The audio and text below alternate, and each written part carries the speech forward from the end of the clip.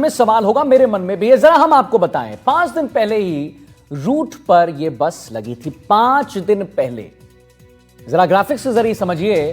5 दिन पहले रूट पर बस लगी थी। बस नॉर्मल थी, लेकिन उसे कन्वर्ट किया गया, उसे लग्जरी बना गया। नॉर्मल बस को एसी में कन्वर्ट किया गया। जुगाड़ी की बस को परमिट दिया तो दिया किसने? यह सबसे पहला सवाल है, ज्वलंत सवाल है, ज्वलंत मुद्दा है। स्लीपर होने से गैलरी बेहद सक्रिय हो गई, जिसकी वजह से लोग जब फंस गए, जब यह बंद हो गया, दरवाजा एक ही दरवाजा था, उसके बाद क्या हुआ आप खुद देख सकते हैं। और जरा सोचिए, यह जब धू धू कर जल रहा था बस, तो अंदर लोग थे जो भी जल रहे थे। आग लगने से गेट लॉक हो गया था। बॉडी फाइबर की थी, जिससे आग ने विकराल रूप धारण कर लिया। शॉर्ट सर्किट हुआ, आग ने विकराल रूप धारण कर लिया। एसी, जो गैस होता है एसी का, वो पूरी तरह से भरा हुआ था। और मैं आपको यह भी बता दूं, जब भी एसी का गैस भरा जाता है तो पूरा गैस नहीं भरा जाता है, थोड़े कुछ मात्रा उसमें छोड़ दी जाती है, लेकिन एकदम टॉप लेवल तक ये गैस भरा हुआ था। और एसी का गैस ज्वलनशील होता है। अरुण हर्ष हमारे साथ लाइव जुड़ गए। अरुण जी, लगातार अपने दर्शकों को हम अपडेट दे रहे हैं एनडीटीवी राजस्थान पर, और कुछ बड़े अपडेट हम दे रहे हैं। स्लीपर होने से गैलरी बेहद सक्रिय हो गई थी। ये एक नॉर्मल बस था अरुण जी, उसे कन्वर्ट किया गया एसी में।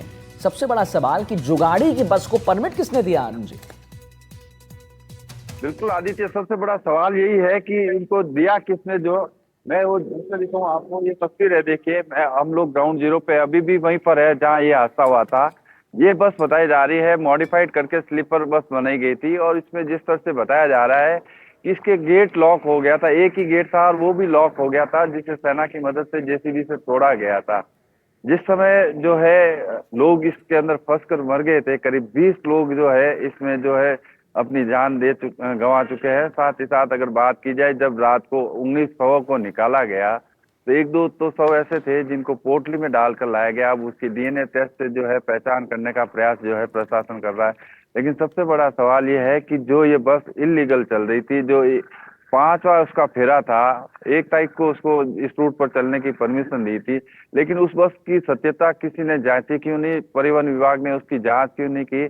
और जांच नहीं की तो जिसके कारण से आप कह सकते हैं कि इस बस में जिस तरह से 50 से ज्यादा लोग पैसेंजर थे, और उसमें से करीब 20 लोगों ने अपनी जान से हाथ धो दिया है। और अगर बात की जाए, 15 लोग अभी भी गंभीर रूप से घायल है।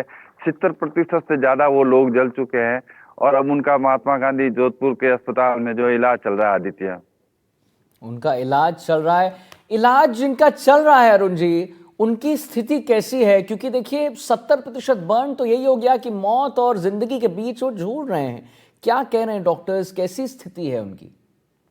देखिए, अगर डॉक्टर की अगर बात की जाए, कल देर रात को भी जिस समय जब इनको ग्रीन कॉरिडोर बनाकर लाया गया था, तो आपने देखा होगा एनडीटीवी पे जो है जोधपुर जिला कलेक्टर ने अपील की थी, लोगों को दूर रहने के लिए कहा था, क्योंकि जिस तरह से इन्फेक्शन फैलता है इस तरह के पेशेंट जो होते हैं, उसके लिए प्रशासन ने अपील भी जारी की थी। लेकिन जिस तरह से जो 70% से ज्यादा जले हुए जो लोग हैं, उनकी वाकई पोजीशन काफी क्रिटिकल है, कह सकते हैं। हादसा बड़ा दुखद है, और इसमें कोई दो राय नहीं है अगर कोई आंकड़ा बढ़े तो, क्योंकि जिस तरह से हादसा हुआ था जिसमें करीब 20 लोगों ने, तो आप देख सकते हैं 19 लोगों ने ऑन स्पॉट अगर आदित्य उनकी जान चली जाती है। एक को जब अस्पताल ले जाते हैं, जोधपुर जैसलमेर से जोधपुर ले जाते वक्त रास्ते में उसका निधन हो जाता है, और अभी भी जो है लोग मौत और जिंदगी से जूझ रहे हैं।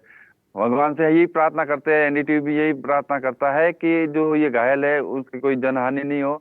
लेकिन जिस तरह से दीपावली का सीजन है, करीब 20 लोगों के जो है चिराग बुझ गए हैं, जिनके घरों में अंधेरा छा गया है। जो लोग ये खुशियां लेकर जा रहे थे यहाँ से, जैसलमेर से अपने वापिस तक गांव, और जो है आसपास की जो ढाणियां हैं वहां रहने वाले लोग भी थे, उनके घरों में आप कह सकते हैं दुख छाया हुआ है। निश्चित तौर से प्रशासन अपनी तरफ से अब जो है डीएनए सैंपल लेकर आगे की कार्रवाई कर रहा है। साथ ही साथ जो इस बस में आग कैसे लगी, इस कारणों का पता लगाने का प्रयास किया जा रहा है। कुछ लोग आए हैं, उनसे जानने का प्रयास करता हूँ आदित्य। ये लोग जी जी, कल बिल्कुल आग लगी बिल्कुल। जब आप यहाँ थे क्या? यहाँ पर आप यहाँ नहीं थे, क्या लगता है कितना दुखद हादसा हुआ है यहाँ बस पर? इससे है कि सर, मतलब बस एकदम चलते चलते गाड़ी आग वहां से लगने लग गई थी। अब यहाँ एकदम आने से रुक गई थी, और आगे मतलब जो परिजन थे वो बाहर निकल नहीं पाए, तो आग लग गई अंदर, उसके अंदर। पता नहीं बाकी वाला, हम तो हमारे यहाँ मतलब ट्यूबवेल पे भी, हमारे मतलब गांव का ट्यूबवेल है, वहाँ के भी बहुत लोग आए इधर, और उन्होंने भी बहुत प्रयास किया, फिर भी बाहर निकाल नहीं पाए हम।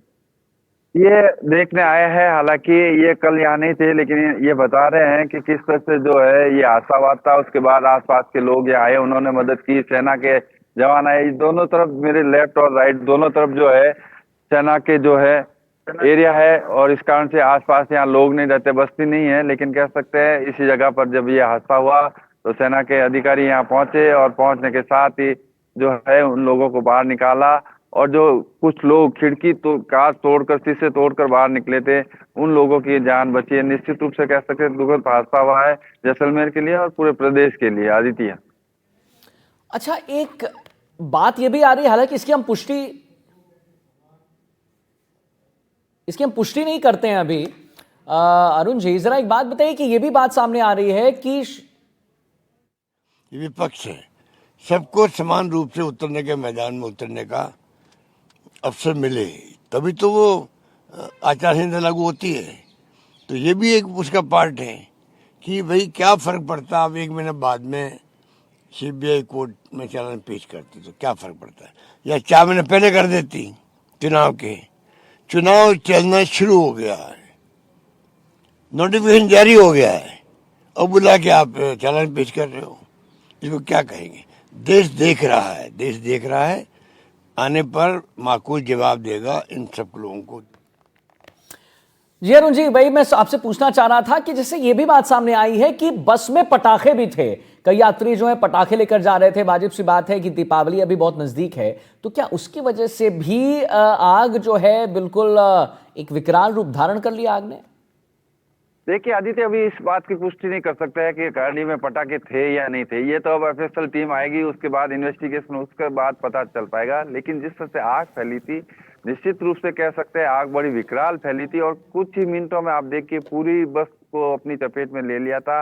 लेकिन उसके बाद अगर बात की जाए तो बताया जा रहा है कि जो मेन गेट था वो लॉक हो गया था, और लॉक होने की वजह से बाद में उसे जो है जेसीबी की मदद से तोड़ा गया।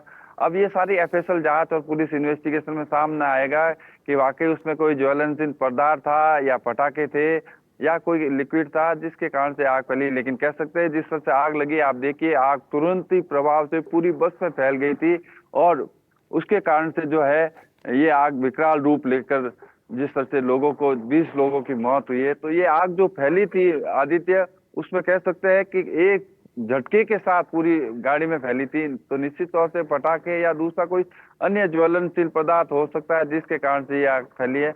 अब ये जांच के बाद पता चल पाएगा आदित्य। जांच के बाद पता चल पाएगा कि क्या कोई ज्वलनशील पदार्थ था कि नहीं उसमें।